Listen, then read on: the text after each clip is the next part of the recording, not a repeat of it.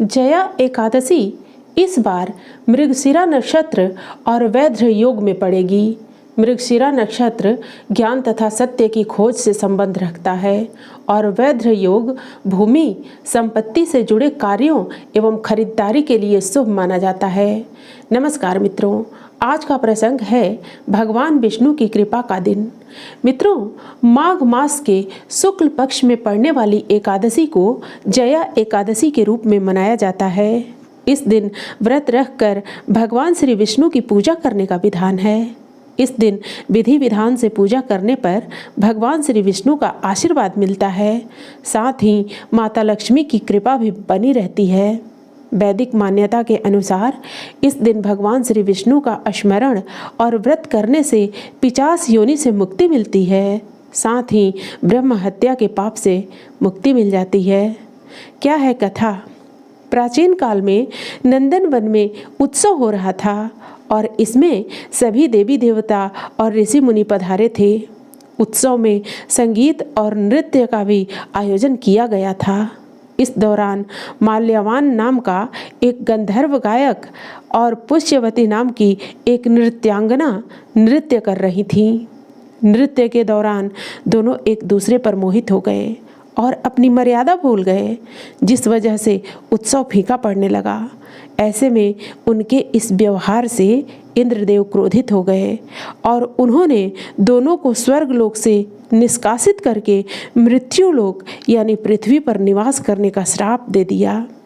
इसके कारण दोनों पिशाचों का जीवन व्यतीत करने लगे। संयोगवश एक बार माघ शुक्ल की जया एकादशी को दोनों ने भोजन नहीं किया और पीपल के पेड़ के नीचे पूरी रात गुजारी। साथ ही गलती का पश्चाताप करते हुए भविष्य में गलती न दोहराने का प्रण लिया। उन्हें यह बात मालूम नहीं थी कि उस दिन जया एकादशी है और अनजाने में उन्होंने जया एकादशी का व्रत कर लिया। फलस्वरूप भगवान श्री विष्णु की कृपा से दोनों 50 योनि से मुक्ति पा सके। इस व्रत के प्रभाव से दोनों फिर से मृत्यु लोक से स्वर्ग लोक में पहुंच गए। ब्रह्मा हत्या से मुक्ति का व्रत। जया एकादशी के महत्व और कथा का वर्णन पद्म पुराण के उत्तरखंड में विस्तार से किया गया है। श्री भगवान श्री कृष्ण ने युधिष्ठिर को जया एकादशी के महत्व के बारे में बताया था कि यह व्रत ब्रह्मा हत्या जैसे पाप से भी मुक्ति दिला सकता है। कैसे करें पूजा? इस दिन व्रत ब्रह्म मुहूर्त में उठकर साफ सफाई करके स्नान करना चाहिए। फिर पूजा स्थान को साफ करके गंगा जल का पूरे घर में छिड़काव करना चाहिए। इसके बाद भगवान विष्णु और भगवान श्री कृष्ण की प्रतिमा को स्थापित करके विधि विधान से पूजा अर्चना करें। साथ ही भगवान विष्णु के सहस्र नाम का पाठ भी करें। भगवान विष्णु को नारियल, फल, अगरबत्ती, फूल और तुलसी पत्र जरूर अर्पित करें, क्योंकि तुलसी पत्र श्री हरि को सबसे प्रिय है। इसके अलावा पूजा के दौरान ओम नमो भगवते वासुदेवाय नमः मंत्र का जाप करें। अगले दिन पूजा के बाद व्रत का पारण करें। राहु काल से बचें। अभिजीत मुहूर्त को चुनें।